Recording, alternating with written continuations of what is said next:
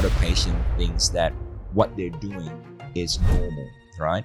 But normal does not always mean optimal. The mouth open, the snoring when they're sleeping, that tells us that there is some kind of breathing issue. Meet Dr. Donny Mandrawa, a global educator in airway-focused and myofunctional dentistry. With decades of experience, he specializes in early orthodontic intervention and functional oral health, training practitioners worldwide to look beyond teeth and focus on true function. We are taught to just open the mouth, look at the teeth, that's it. Right? We don't even look at the jaw size, arch size. We don't care whether they're mouth breathing or nose breathing. I've had a lot of patients where they're so narrow, their mouth breathing, their tonsils are enlarged, and they were born that way already. Started to ask the questions to the parents about what happened during the pregnancy. Do you think genetics is a big factor? And can we modify that? And how do you modify it as much as you can? Genetics definitely play a big factor, but also I feel what plays an even bigger factor is epigenetics. So what are the criteria that you look at? Because you're looking at kids at a very young age. I think a lot of the patients, it's a matter of which one came first, the chicken or the egg, right? Because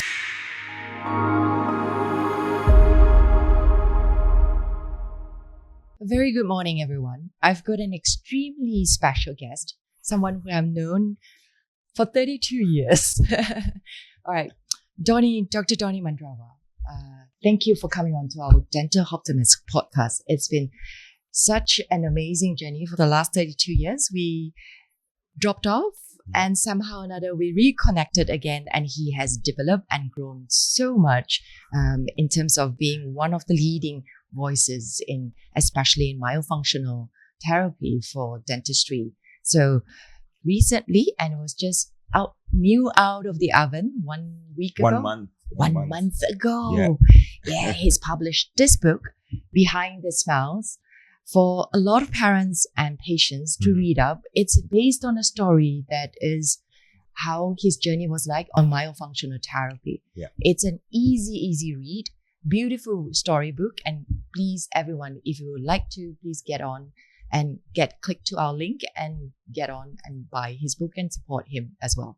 Thank you. Thank you so much. Would you like to talk a little bit about the book? Sure. Yeah. Well, first of all, thank you for inviting me to this podcast. And, it's such a privilege to be able to do this session with you, especially reconnecting after so many years. Like, it's incredible that, dentistry is such a small world, and, here we are together again. Yes. But yeah, thank you for mentioning the book. And I wrote this book because I found that there's a lot of parents who are really trying to find answers, and they've been going through so many long journeys, seeing so many practitioners, and always being told they'll grow out of it or just wait and see, right? So I wrote this book based on one of my patients who we treated through as he was growing up. And the changes that happened to him and to the family was quite unexpected, positively unexpected. And so that's why, they gave us the permission to actually write the story about it. So it is like a storybook. So I think it's easy to read, and I hope that it's going to resonate a lot with the parents as well out there. And hopefully it's going to bring a little bit of hope, at least. Yes. Yeah. Yes. I think all we want to do is like what we're doing with the podcast, bring a little bit of hope to a lot of the parents as well as the dentist as well. Thank you. So please support us and please support Dr. Donny Mandrawa. Please get one of these books as well. All right. Thank you. Coming back. Yeah. For those who do not know you, can you just summarize yourself and your journey in 2 minutes? Sure. And what you do every day now and how you went into it. Sure. Cut me off at any time, please, Dr. Jeanette, because when I talk, I can just keep talking, right? No. So I am a myofunctional dentist, and I think a myofunctional dentist is something that not a lot of people would understand or have heard of, even the term. Yes. It's not a formal term itself, because there is no formal qualification in terms of this specialty. I mean, we can't even call it a specialty, really. It's more of a niche type of dentistry. Myofunctional basically is made up of two different words, myo, which means muscle, and functional, which means the way things work. So myofunctional dentistry is looking at dentistry from the way the muscles of the mouth and face are working, because it can affect a number of different functional issues like feeding, jaw growth, speech, swallowing, sleep, breathing, behavior even. And it is quite a large subject, and it's not an easy thing to get your head around.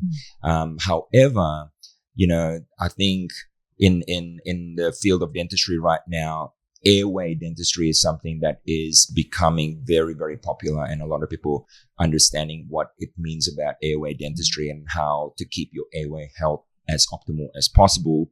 So airway is part of myofunctional dentistry, actually. But there's a whole different concept. Yeah. And it can affect everyone at any age. My youngest patient so far is like 2 days old, but my oldest is 74 years old, right? So myofunctional dentistry, I feel it's probably one of the core type of knowledge and skills that I hope every dentist would have some understanding to any level, because it can really make a difference in their patients. I like the fact that you say it can really make a difference in the patient, and that's what we wanted to do, because once it comes to a niche, very often is being pushed off just because it's not a specialty, it's not scientific. But in actual fact, science comes from learning as well, and over the years. And I think this is one aspect that, due to the overlapping between medical and dental, you've been doing this for how long? How many years? When did you start? It's so hard to combine that together. It is very hard. I mean, my first myofunctional patient was actually in 2001. So, this is my 25th year of doing myofunctional dentistry. And I actually gave up general dentistry completely 6 years ago, because this has really taken over what I do. And I have two clinics in Melbourne, and both of them don't actually do any general dentistry at all. And the 5 dentists, the 4 oral health therapists, they're all basically doing myofunctional dentistry. And we even have like patient consultants as part of the team as well, to help the babies and the mothers in terms of their feeding journeys and so on. And that's why we all have to have, I suppose, an open mind and think outside the box, because this is not just about collaborating with other dentists, but it is collaborating with other practitioners as well. Besides, integrative GPs, pediatrician, lactation consultants, we also collaborate with speech pathologists, with chiropractors, osteopaths, nutritionists, neurokinetic therapists, for example, even building biologists, right? I suppose a lot of the professions that not a lot of dentists would think about even of collaborating with, and yet here we are. We have a big network of team that we collaborate and help patients with, and you see the difference when these patients are actually being guided in the right direction. I think for a lot of dentists, they would never imagine that there's this huge team and this few that it opens up into. And I think between dentistry and medical, it is beginning to come together. We struggled as periodontists at that time with, gum disease affecting heart disease, diabetes and everything. None of the GPs or the medicals wanted to work with us. But now we've come to us, to a phase where it's a collaboration, because we're managing a patient, and a patient needs to have everything treated in a holistic way. And I think that's really hard. How long? And just for the dentist's sake, and most of our listeners in our audience are dentists, most of us have no clue when did myofunctional therapy even started, and how did it start, and how did it even get into dentistry? Well, it's actually been around for over 100 years. But, because it's, a lot of people consider it as a bit of left field, it wasn't really a popular thing. And it was based mainly on speech pathology, speech therapy, right? And then people started to realize that, wait a minute, this can affect not just speech, but everything else, like jaw growth, breathing, sleep. And occlusion as well. Yes, everything, at the end of the day, and gum disease. Gum disease, exactly. What we understand is that form follows function Yes. when your patients are still growing, Yeah. right? And once the patients have completed their growth, function becomes following form, Yes. and that's why we see a lot of adults now. I mean, when I used to do dental implants, right? Yeah. I only did 20, by the way. It's okay, you can pass them all to us. Yeah, that's right. When I used to do dental implants, there would be a few patients where the implant wouldn't even integrate. Yes. And I would think, what is going on? Or they fail very early. Exactly. Yeah, was with I that no bone bad a loss. surgeon? Yeah. But when I look back at the patients, I realized that a lot of these patients actually had inflammation. Yeah. Right? They were most likely, like they had a typical phenotype of having sleep apnea, sleep disorders, snoring, teeth grinding, and so on. Yeah. Their bodies were in the state of inflammation. Yeah. And when you are inflamed, persistent inflammation, nothing's really going to work out, right? Yeah. And that's why we've got to try to get these kids as early as we can while they're still growing, to really get their growth in the right direction, because, I don't want them to be stuck with the symptoms later on, you see. Yeah. And I think a lot of what we do in adult dentistry is also to fix the problems that unfortunately we missed out in the early days. And that's the reason why we're doing so much of education now, even with the upcoming Tree Masters program. It is also, thank you for agreeing to come on. Because it's such a privilege. Thank you for inviting me. I want to talk a little bit about education, because without education and awareness, we just can't get anywhere in our industry. I think we're so fixed as how we are being trained when we get out of dental school or get out of med school. This is what we need to do. Or after we specialize, this is what we are so good at. Thus, we don't tend to open our minds anymore. We don't open our eyes anymore. That times have changed. Digitization allow us to see a lot more things. And I think it's time to really unify dentistry and work together. Absolutely. And it took you, now that I know, it took you almost 25 years to get to where you are, and now becoming the leading voice of myofunctional therapy. You must have worked so hard, and you've trained a lot of dentists by now. Where do you think there is a gap between the public as well as the dental community? Because we get patients that tell us, and recently we just had one patient from America, and he came and she goes, "Oh, I've brought my kids, and it's obvious case of sleep apnea, narrow jaw, and no space for the canines to come down. And his patient is 12 years old. There's the baby dentition, primary dentition is still there. I mean, something is very wrong here, and yet the dentists in America said, I don't believe in myofunctional therapy. So how do we? I know. I think one of the problems is the way the tertiary education has been run.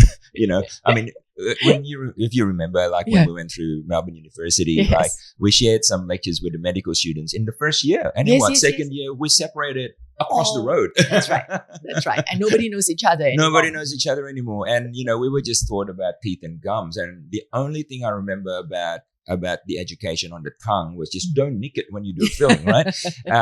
So, there was no such thing of what the tongue function was supposed to do and so on.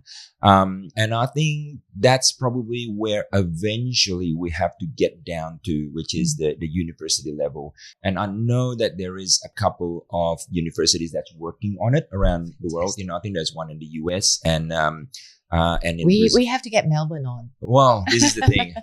Very difficult. I think. All the politics and everything, as you know. But but once the education is in the tertiary level, I think that's probably going to bridge the gap quite well. And what we've been doing so far. I mean, I've been educating since 2014 now, and it's not just dentists that attended the courses, but it's also chiropractors, osteopaths, and so on. Your EMTs have been attending my courses as well. And it's still very superficial because they're seeing it as just a continuing education program. It's not something that they think that you're going to get like a full on postgraduate degree or diploma on it or anything like that. Yeah. And to tell you the truth, I think the public actually understands this more Then than I'll- the dentist. Especially with your book now. I think it Yeah. makes more sense to them, Yeah. because they're seeing it in their kids of what is happening. And they're suffering themselves. They're suffering themselves. Whereas the Mhm. dentists, we've been taught how to read the research, right? Yes. Yes. And, when there's not a lot of level 1, level 2 research on it, it doesn't mean that it doesn't exist, right? Yeah. And you look at the millions and millions of case studies about myofunctional dentistry around the world Yeah. and how it's been helping so many families. And that's a testament in itself already, Yeah. I think you will probably have to go down the academic path soon enough to start segregating and designing the studies such that we... My team calls me the professor, so Fantastic. That would be good. We're waiting for that to come up. Yeah. So yeah, I think that probably explains to a lot of the public as to why whenever they get differing opinions, they start wondering, which should I listen to? Who should I listen to? How do I Yes. do it? Yeah. And I think it's a case by case basis. It I is. Yeah. always tell patients, there are always 10 tools Yes. to use. And how do we use these 10 tools? Yeah. And you need to find someone that is willing Mm. or knows enough about the 10 tools, not Yes. just apply one tool on you Yeah. and expect it to work. And Yes. sometimes when it does not work, it's because one tool was applied to you, Yeah. not diagnosing the whole Yes. condition in a Correct. holistic way. Yeah. And I think this Yeah. is what we kind of have not done very well in our education system. Yes. Because of how it is hard for a university to know everything It as is. well. It is and difficult. it is hard. It is Within difficult. that few years, you need to know I every think, single I thing. think when we were going through uni, it was almost like a cookie cutter approach on approaching every Yeah. problem, Yes. right? And how we were expected to resolve it right there and then. Yes. But Yes. with myofunctional dentistry, there's no such thing as cookie cutter because every individual is different and you need time because we are dealing with children who are growing. Yeah. We're dealing with adults who have had the symptoms for so long, It takes time. There is no such thing as, I'm going to get you out of the toothache in one visit kind of thing. It's very, very different. And because everyone responds differently due to the complexity of all the systems that integrate within our bodies, that's why there is no such thing as a recipe book for this. Yeah. Right. We've got lots to learn. So there are 4 goals in myofunctional therapy as what a lot of parents. Yeah. Can you briefly explain why these pillars are so important and how do you identify? Yeah. Then I think after that we can go into how do we build the team for dentists who are interested in getting into this kind of therapy, understanding who should be around you and whether your team is qualified or well-trained. Those are the things that I think everybody wants to know. Sure. Yeah. So yes, as you mentioned, there are 4 goals of myofunctional therapy. And when we look at from an orofacial point of view, they are about tongue posture, which is the tongue posturing up against the roof of your mouth, and which is the ideal posture of the tongue. The lips being closed, which means that your lips are always relaxed in a closed manner, which also helps for you to be able to breathe through your nose, right? So nose breathing is the 3rd goal. And then swallowing properly is the 4th goal, right? Now, this is just from the orofacial point of view. And that is the 4 basic goals of myofunctional therapy. However, what affects those goals are a lot deeper. It's like, when you look at that picture of the iceberg and then there's a bigger iceberg under the water, it's a bit like that, right? Yeah. Because all these 4 things, tongue up, lips closed, breathe through the nose, swallow properly. It's only here that we see. It's only here, but yes, this mouth is part of the head. Yes. And the head is actually sitting on top of the body. And there are so many systems that affect these 4 things, like the nervous system, your respiratory system, your inflammatory system and lymphatic system and all that.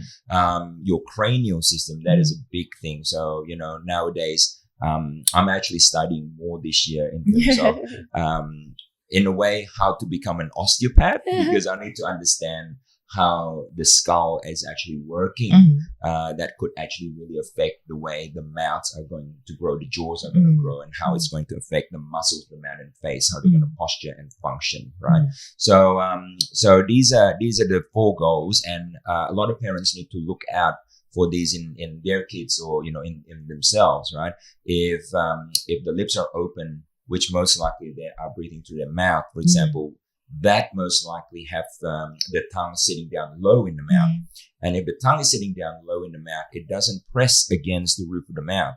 And in children, that actually can affect the growth of the upper jaw. Yeah, because if you think about it, your cheeks are always resting against your upper jaw. Yes. And if there is more pressure from the cheeks going inward, but there's no pressure from the tongue from the inside out, your jaws will still be growing, but it's not as ideal as it should be because there's more pressure coming in than coming out. Yeah.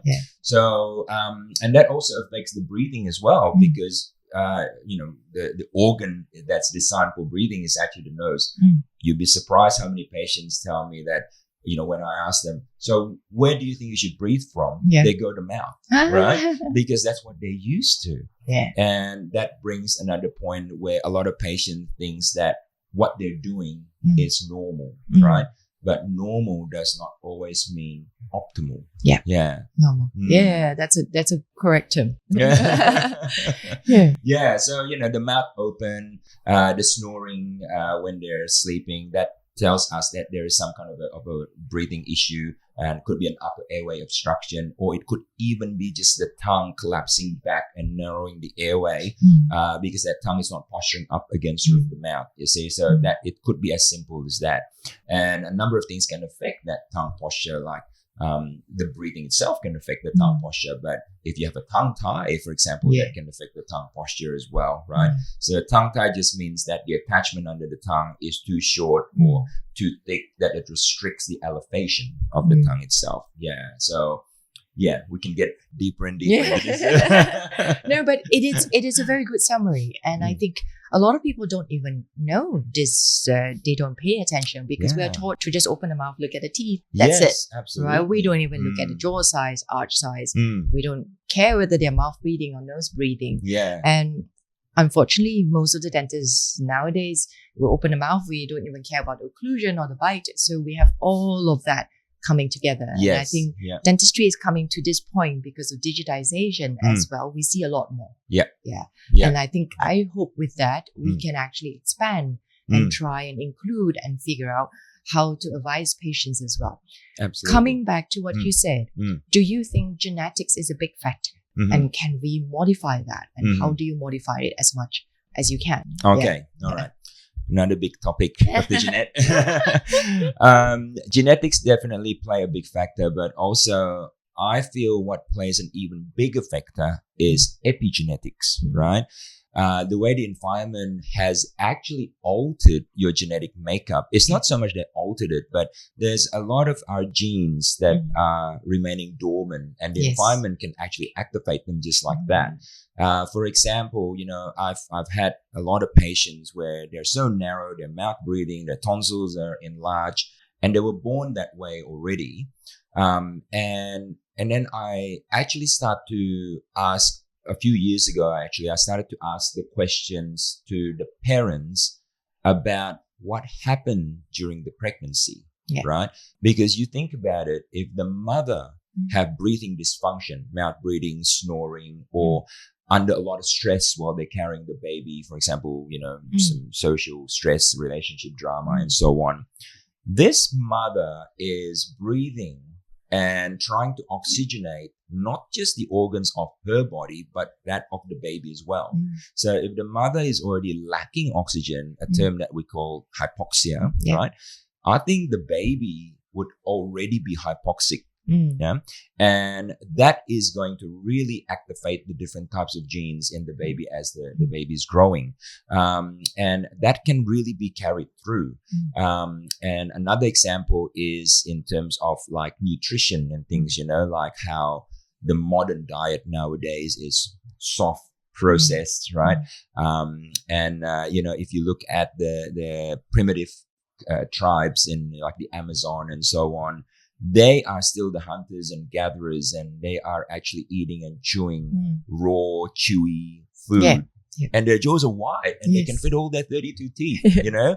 I'm not sure if you're familiar with the work of Dr. Weston Price, who's, a Canadian dentist about 100 years ago. And he actually went around the world and took photos of the people from the modern society and the people in the Amazon and in New Guinea. Yes. And he was comparing all of them, like all these people who are still living in nature don't have dental crowding. Yeah. Right? Why? Yeah.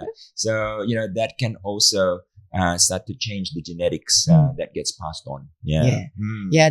That's a huge topic, like you said. Huge. Yeah. But what you've pointed out is what we're experiencing in the modern world. Yes. And unfortunately, we don't realize this might explain how my 3 kids all come out differently. I'm starting to think, what did I do wrong here? Yeah. Even both my kids, were quite different as well, because their pregnancy experiences were quite different. Yeah. I had a family just actually about 3-4 months ago, brought 2 kids along. One, there was a lot of sleep disordered breathing, behavioral issues because he was tired. He couldn't sleep, right?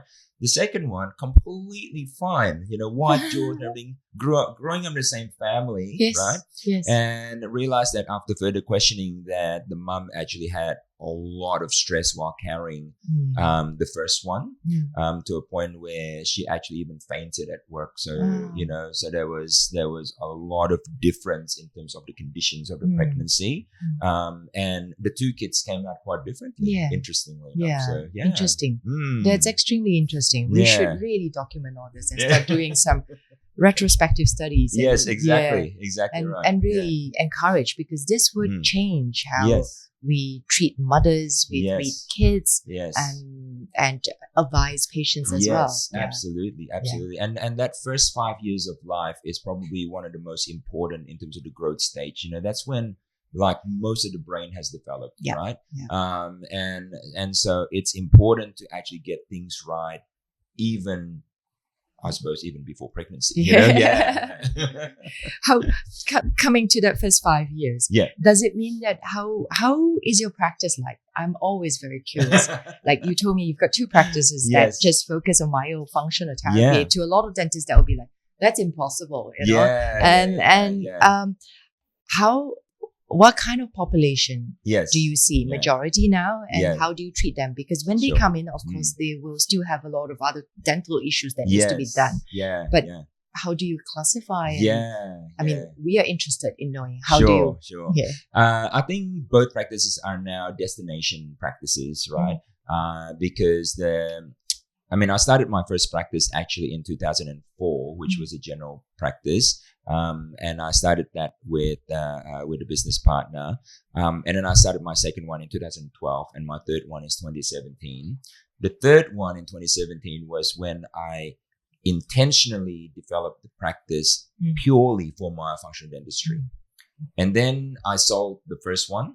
And the second one, I transformed that into myofunctional dentistry in 2020. Right. So basically both are now destination practices, and we do get patients from everywhere, interstate and even overseas, right? It's a very, very different practice. Make sure that you come and visit one day. I will. Because you don't feel like there's dentistry at all, even when you walk through the front door, basically. And that's what it's about, because what we always wanted to make sure, the demographics of the patients is more than 95% kids, right? And these kids who have myofunctional disorders, they're likely to have low tongue posture, breathing dysfunction, sleep issues, and so on, and which could affect their behavior. They are actually in sympathetic overdrive, which means that they're in fight and flight all the time. So it's very calming. The practice is actually very earthy. And if they come in and they feel calm and the parents feel like they're safe and can trust us, the kids automatically remain calm. Because a lot of what we do in myofunctional dentistry we've got to build relationships, not just with your patients, but with the parents as well, right? So if we get it right from the beginning, even from the first phone call, that already builds the relationship, which means that the compliance level of the patient is going to be much higher. Exactly right. So, so we don't show them anything about dentistry at all. Which is all scary. We take records. Yeah. Our dental card with all the instruments and everything is even hidden in the cupboard, so yes, it's quite different. It's very different. I think what's important with myofunctional dentistry is, if any dentist want to get into it, is make sure that you have a dedicated space or even have a dedicated practice that is designed with a purpose, because it doesn't work when you're trying to mix it with general dentistry. It's just not going to work out. And in fact, it becomes a mess, right? And a lot of the dentists that I've taught, they try to do it while they're treating general dental patients, and the mindset of the team is already confused. So you have to work in this field with intention, basically. That's amazing. We've got to visit. We've got to visit. How do you put the entire extended team other than yourself, which is, I know you've got oral health therapists as well. But what about the speech therapists, the ENT, and all of that? Do they all come to your practice as well? Or? No, not at the moment. I mean, that would be an ideal scenario if we can have everyone in one location. And the chiropractor and the osteopath. Correct. And I think that would be an ideal situation, because the patients then would get the whole, I suppose, full service, right? That's not really, I suppose it's not really necessary. Because the patients can visit those other practices anyway. It doesn't mean that the treatment has to be done at the same exact time, at this stage. But, in terms of building up the network and so on, I think, it takes years. It takes years to be able to build this network, and you learn along the way who's going to be suitable and who's really not going to be on board, who's going to say the opposite of what you say. Exactly. Overall, in Melbourne, for example, there are really only 3 ear, nose and throat specialists that I can fully trust, for example. So there's not many of them. But there is a lot of chiropractors and osteopaths that are a lot more open-minded. With the chiropractor and osteopath, some people, we all get confused. Who should we go first? And are there any differences? And, of course, the way of treatment is a bit different. But how does it affect myofunctional therapy and the jaw? I think it also depends on what type of chiropractors and osteopaths they are, right? Because chiropractor is a profession. Osteopath is a profession. Dentist is a profession. But you're a periodontist. I'm a myofunctional dentist, right? And not all chiropractors and osteopaths actually work the same way. So we actually collaborate with cranial osteopaths, and we work a lot with neurodevelopmental chiropractors. So the chiropractors that we work with work a lot more on the nervous system and the neurology, primitive reflexes, and so on. And the osteopaths that we work with work a lot with the cranial system. If the bones of the heads are locked up, nothing's really going to work or flow. So some of my patients actually see both of them. Because sometimes what they do is a little bit different, and some patients actually need to have both treatment. I'm glad that you say some of your patients need both treatment and some don't. Because I think we are at this phase of obviously confusion. And the public is getting, and as parents, they're getting, in order to do myofunctional therapy, you need to have this, and it's all, it's a must for everything. And I kept saying that in medicine and in biology, it's no one tool that treats everything. And we need to be able to diagnose. Absolutely. And sometimes a patient may need them at a different time. They may need them later on, or they may not need them at all. I like that part, because when we have I think we're going through this phase even in the sleep therapy. Yes. If the sleep study shows that, you're hypoxic and you're not breathing well, you have Yes. sleep apnea, everyone Yeah. goes on a CPAP. Yeah. All right. Or everybody goes on a occlusal appliance. Everybody goes to a chiropractor. But sometimes it's not.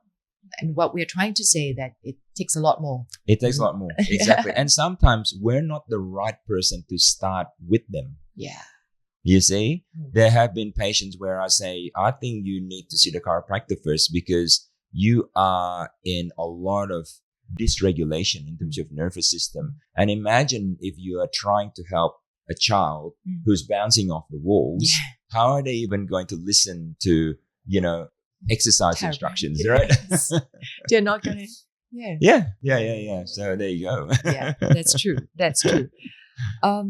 What's the connection really between mouth breathing and poor tongue position that you've explained, right? I'm going back into myofunctional therapy. Yeah. To a child that is growing and we can't really determine whether it's this that's causing it or it's something else. Yeah. So what are the criteria that you look at? Because you're looking at kids at a very young age. Yes. I think talking about multiple ways of treating. Yeah. What's the ideal age to see you? Yeah. Or to at least get some screening from you. Yes. And then decide whether you need therapy or not therapy and how do you Sure. go about that. Yeah. I think a lot of the patients, it's a matter of which one came first, the chicken or the egg, right? Because if you look at the low tongue posture, it can cause the narrow jaw.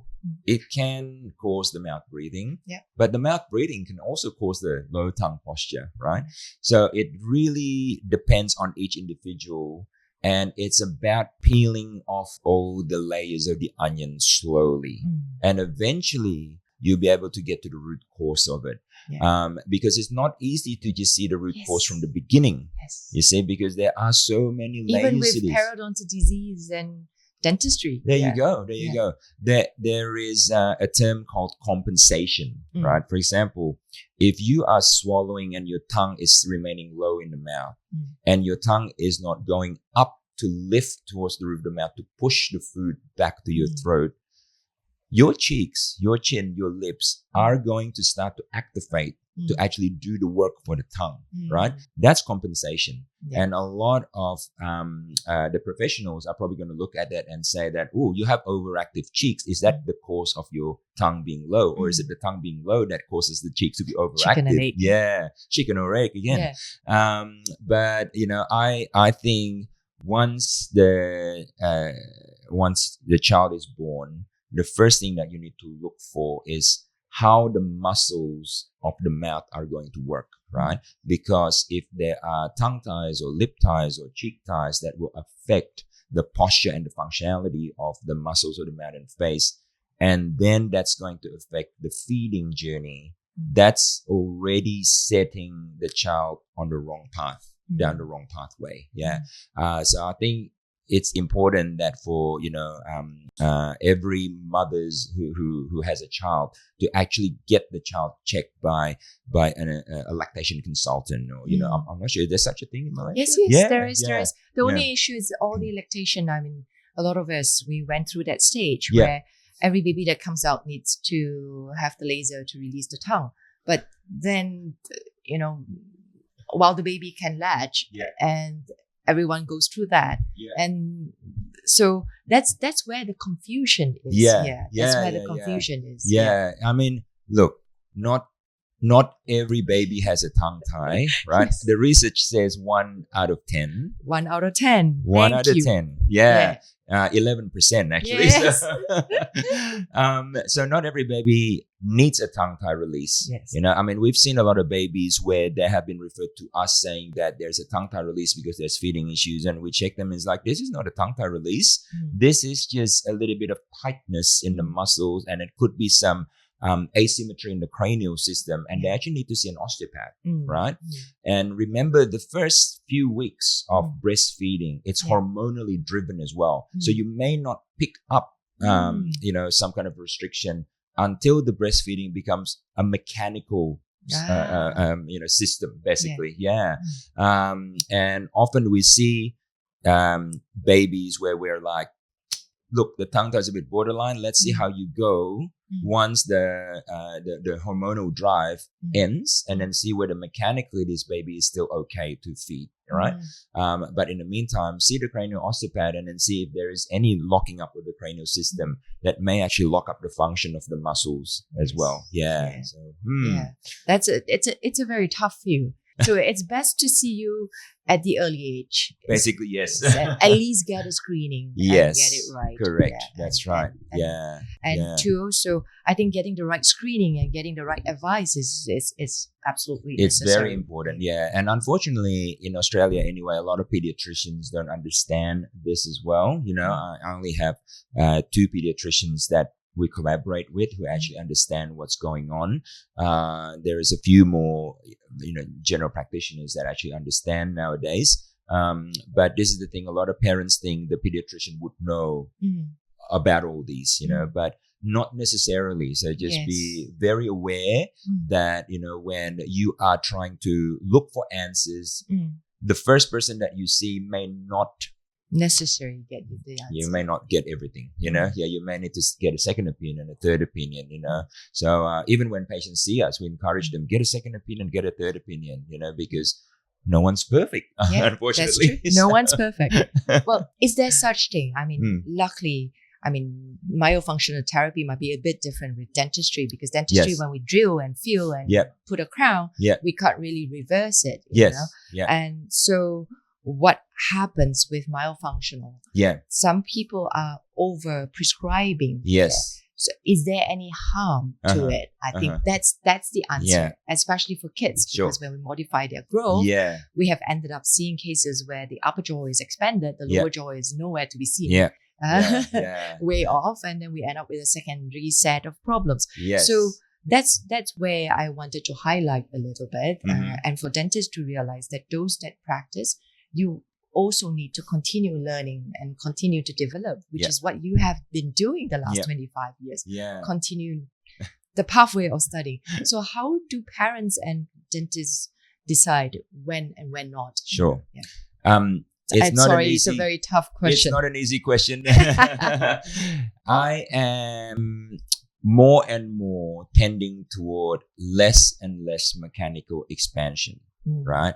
Because my philosophy is actually try to bring the patient back to the law of nature as nature intended, right?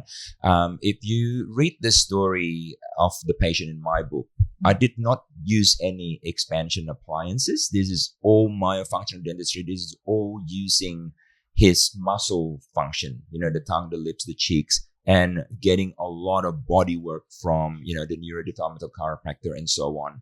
And once you unlock that patient's genetic potential, you'd be surprised. And I'm still surprised myself to this day with some of my patients going, wow, like suddenly you are changing like in a positive manner in a speed that you wouldn't expect, right? This patient, for example, he was so narrow, like the upper jaw is like the letter A, like the letter V, right? Crowded everywhere. And he was actually told by a number of orthodontists, just wait and see, and then we'll just extract some teeth and put some braces on, because it was just about how straight are your teeth going to be, right? And in 10 months, right? In 10 months, his upper jaw developed as wide as possible, and his lower jaw actually caught up, right, as well. So myofunctional dentistry, I think you've got to give nature a chance, and it's about unlocking each individual's genetic potential, because everyone has their own ideal genetic potential. But a lot of the times there's so many factors locking that up that they are unable to express that. And having a removable, appliance, expansion appliance, or even fixed ones, that can speed up the process in terms of structurally, but it doesn't mean that it's actually resolving the functional issues.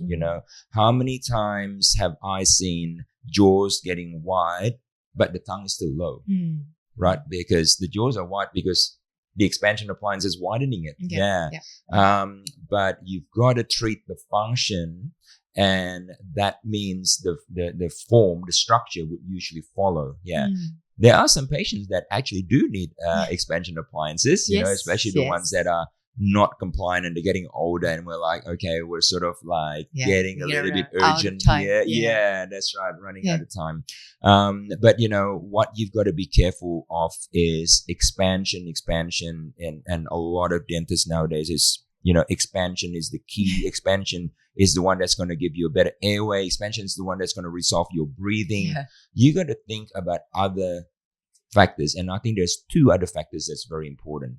If you expand and your body is not ready in terms of the cranial system and the nervous system, you are actually going to overload that patient, right?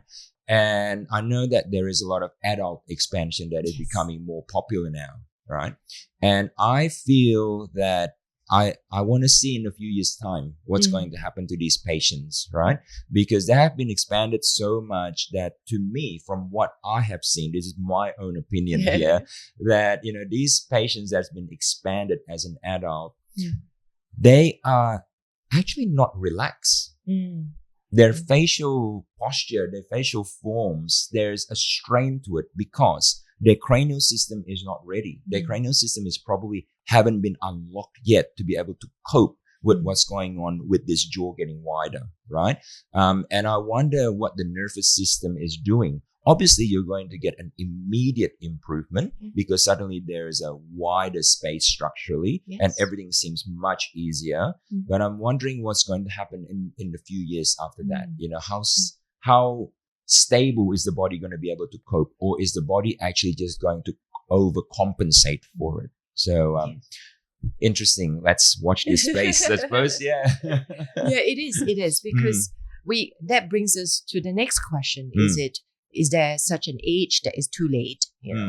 I know you said that you treated patients up to 74. How effective it is after a certain age? Are you able to, roughly from your experience?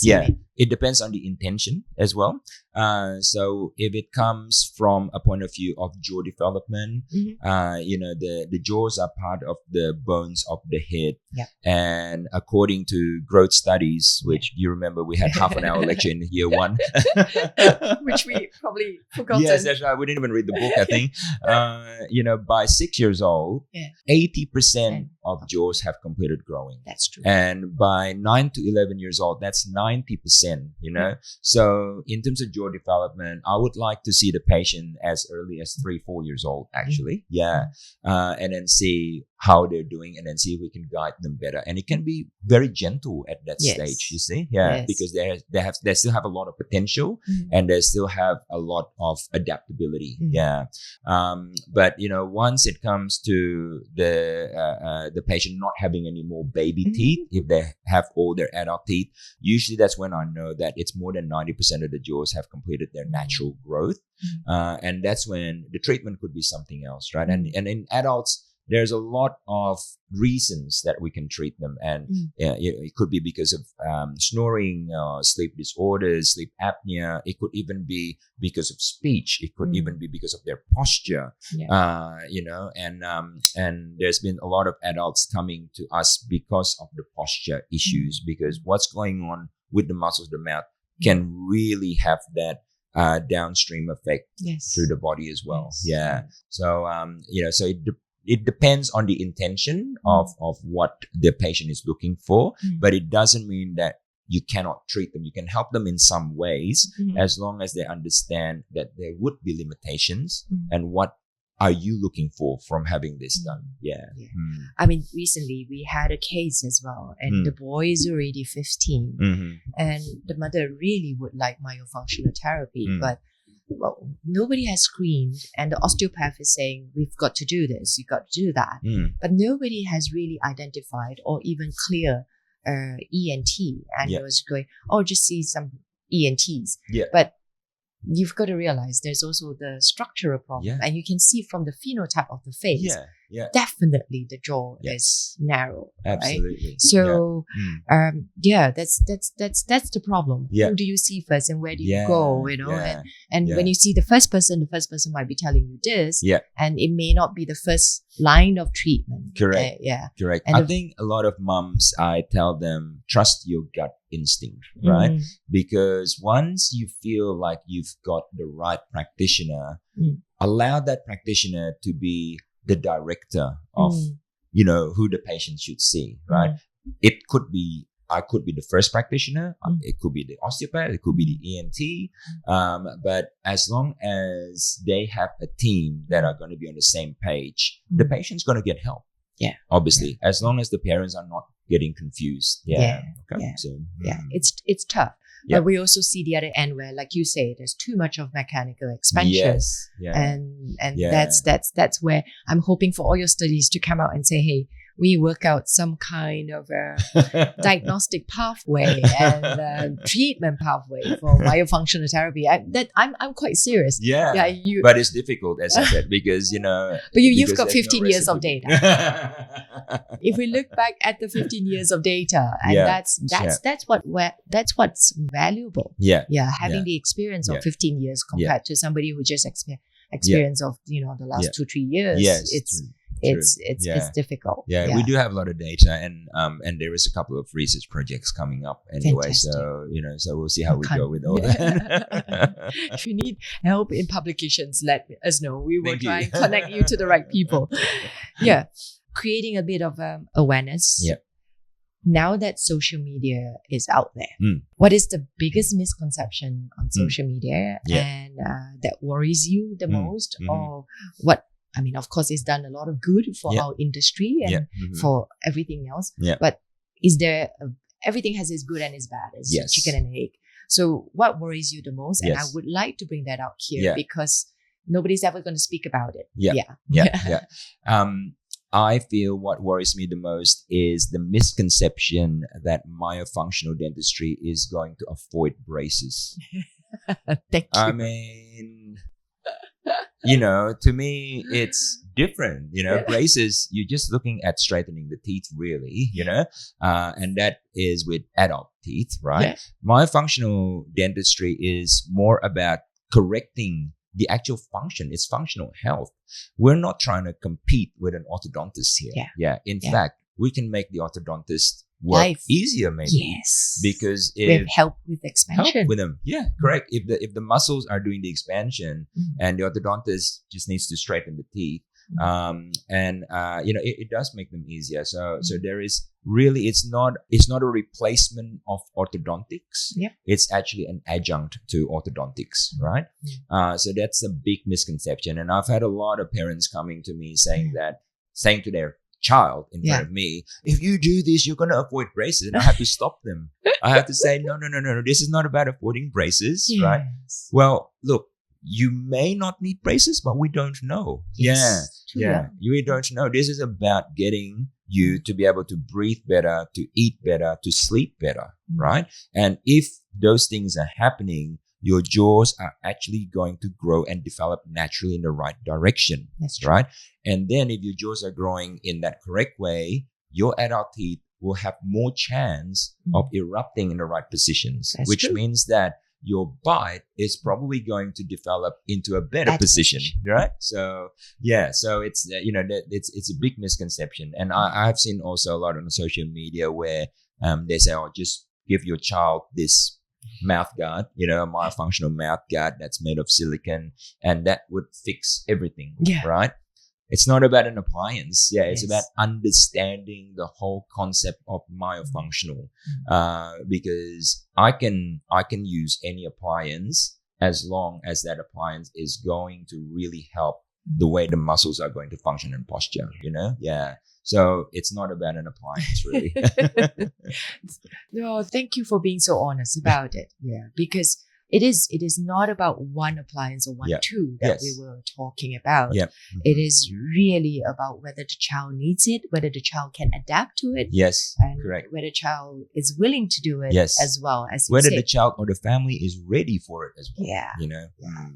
And I've seen the reverse effect of some parents really overpowering the kids and psychologically making them feel so guilty as if now you've cost me more money because I've got to do this. And I've seen it happen even in our clinics. And sometimes it's hard to stop the parent to say, please don't say this in front of the kid because you are basically putting the blame on the child for not Yes. cooperating. Yes. And Yes. it's always a team effort. Yes. And Yes, sometimes that's right. maybe the child is not ready at this point. Correct. Yeah, That's right. Yeah. Psychologically, Yeah. yeah. That's why it's so cognitive- important for the dental practitioners to be able to recognize that, as I mentioned earlier, there are some patients that we feel you're not ready for Yeah. treatment yet.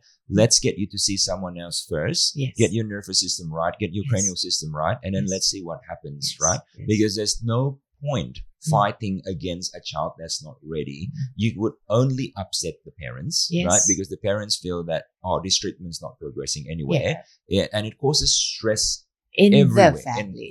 In the whole family. That's not going to dynamics. help here too. It's not going to help anything. Yeah. It's yeah, not yeah. going to help. Yeah. Yeah. Mhm. And I think you're right, diagnosing the case, the family, because the whole live stream of how they function yeah. in the house, if Yes. there's just no time, Yes. why would a child comply with Yeah. the 5-minute exercise? Yes. Yeah. Absolutely. It's Absolutely. difficult. Absolutely. Difficult. The child has to, first of all, the child has to understand that, this is actually going to be important for them, right? So if they understand that, then they would want to do it. Yeah. Right. Yeah. But that's the thing, also the other issue is that a lot of practitioners tend to not talk to the child, but talk to the parents. And, and then the parents understand completely, but the child's like going, what's going on? Yeah. And why so- do I have to do so much? Yeah. And we all have to remember that child is actually a person. Yes. We actually have to explain it to the child and talk to the child and see what they think about this, Yeah. And it doesn't matter if they're 3-4-year-olds. That's You can actually talk to them. Yeah. They actually They do have feelings. understand. They understand. Yeah. They do understand at They 3-4 do. years. Yes. But yes. what we're seeing also, it's like toddlers, they're making their mums putting on guilt trip on parents, on the mums, saying that if you do not have this appliance and your child is going to grow up snoring, breathing, having all kinds of issues. Yeah. And I think that's a little bit too much. Yeah. Yeah, I know. Yeah. In my courses, I actually teach about behavioral management, and I talk about the different personalities and archetypes of people as well, because all my practitioners have been actually taught about this, so that we can try to detect what kind of personality the parent has and the child has, because we've got to try to be able to customize it so that they can understand and they can become more compliant. There's no point if a mother is like telling the child off all the time because she's got a schedule. There's no point of being like, having a chit chat first, because the mother's going like, you're wasting my time, so, things like that. Yeah. So behavioral management is actually a big part of myofunctional. Yeah. But actually, it's a big part of dentistry. Yeah. Well, any Big healthcare part. really. Yes, it is, because with periodontal disease, we've got to deal with the patient Yes. and the family members. Yes, And if they're not yes. compliant, Yes. forget Yes. about treatment. Yes, absolutely. Don't even start deep cleaning and scaling. Yeah. Just let it be. Yes. Yeah. Yes. Absolutely. Because if you can't keep clean, you're just it's what's the point? Yeah. And you disappear for 5 years and you come for maintenance. Why do you start the first treatment and expect it to last? Sometimes it's so hard to get that part right. Yeah. I think yeah. in dentistry it's all the same. Yeah. And I think a lot of dentists have not realized. And we Yes. should have that in our dental school training. We should, I think. Yeah. I think it's very, very important. I mean, we were never taught about how to deal with people. Yes. At university. I think that's a big lack of, oversight. Yeah. And some of it is, if you look at it, some dentists are just not meant to be dentists because they don't even speak. The characters are such, True. Yeah, yes. yeah. True. Yes. And Absolutely. we are not mechanical. Yeah, we're not mechanical. Correct. That's what it is. Yeah. But that's It's easy to teach someone how to do a filling, right? Yeah. But it's not easy how to teach someone to communicate. Yeah. Yeah. Okay. I think we've covered a lot. Great. Yeah, we've covered a lot. So coming to the young dentists out there, let's Yeah. try and inspire the young ones. Sure. We're talking about all the negative stuff and the positive stuff. But for the young dentists out Yes. there who would like to be doing what you're doing, what Mhm. advice would you give them, and which pathway Yeah. would you advise them, and how do they start to become like you? Sure. Yeah. So I think the first most important thing is to have an open mind. right? Look what is out there and try to connect yourself with other professions in this functional health paradigm. Yeah. Be a patient yourself to the osteopaths and to the chiropractors and to the ENTs and see what they find, because you may not know that you yourself have an issue because your body thinks that's normal, right? Yes. And as I said I'm already before, beginning to think about myself. and as I said before, normal does not mean optimal, right? Yes. Because once you open your eyes and be what we call a free thinker, that's when everything starts to come into place, right? And be prepared for a journey, because once you get into this, it's a rabbit hole, right? And if you're gonna open this can of worms, right, then it's never sliding gonna everywhere. end. It's never gonna end. I mean, I'm still learning, right? Yes, we all are. Yeah, we all are. I've heard the term that don't let education be the barrier of your learning, right? Because we all still need to learn, because things are always changing and we know more and more and more. Yes, myofunctional is something that's actually been around for years and years and years, but it is actually something that is important for everyone to learn about it. It was forgotten for quite a long time. So have an open mind, be a free thinker, be the patient, and then see where you go from there. I mean, you've run courses, so we're going to have to try and see how we can work with you as well. To ensure that we can bring as much as possible back to Southeast Asia. We owe a lot to our mentors. Were there anyone specific that really shaped your career? I think I was lucky enough that, when I graduated, my first job was actually for a prosthodontist in Western Australia, right? And he taught me a lot about how to run a dental business, right? So I'm still very close friends with him, and he's probably the mentor that I trust the most in terms of the business side of things. But then he also made me realize that I didn't want to be a prosthodontist, right? Which made me move back to Melbourne after that first year of work for him. And in my second job in Melbourne, I was lucky enough to work for 3 very, very progressive dentists who got me down this rabbit hole, right? And a good rabbit hole. A good rabbit hole. That's right. And they opened my eyes basically, and they sent me to courses, not courses run by dentists, courses run by chiropractors and speech pathologists and so on, and never looked back from there. So so I owe a lot to these guys, right? And they're the ones who shaped me as a dentist that I am now. See, I always tell the young ones, there's always a mentor in your life, and finding the right mentor is also important. Following the right path. Sometimes it's a little bit about luck, but not giving up is one of those things. Absolutely. No, so before we end, this podcast was inspired because of this character called Optimist, and it was developed in the 60s by one of the artists, and the motto at that time was to make everyone a little bit more joyful. This is how we started, because dentistry is going through this crazy phase, as you say. It's a lot of confusion with social media, with everything else, and a lot of people don't want to talk about it. But we are all suffering. Not just the patient side, it's also dentistry side, because things are moving so fast. Like new things are coming up. Like a lot of people say myofunction is new, but you just say it's 100 years old. It's just not.